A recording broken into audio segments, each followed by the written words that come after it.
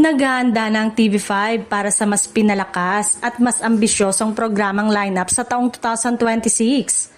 Ayon sa mga ulat, target ng network na maghatid ng all-original at high-quality program bilang bahagi ng kanilang mas malawak na estratehiya upang mas mapalakas ang kanilang presensya sa free TV at digital platforms. Layunin nitong makipagsabayan hindi lamang sa ratings kundi pati na rin sa kalidad ng nilalaman. Isa sa mga pangunahing focus ng TV5 ay ang paglikha ng mga programang tunay na tumutugon sa panlasa ng modernong manonood. Kabilang dito ang mga bagong serye, reality-based show at infotainment program na may mas malinaw na konsepto at mas mataas na production value.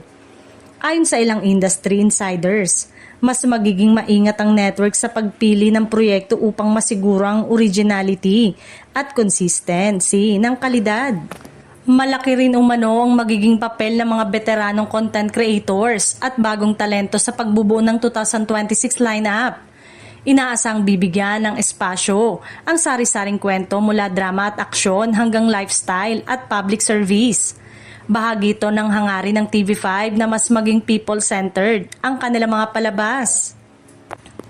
Sa kabuuan, ang paghahanda ng TV5 para sa 2026 ay malinaw na senyalis ng kanilang intensyong magmarka ng bagong yugto sa Philippine television sa pamamagitan ng all-original at high-quality program.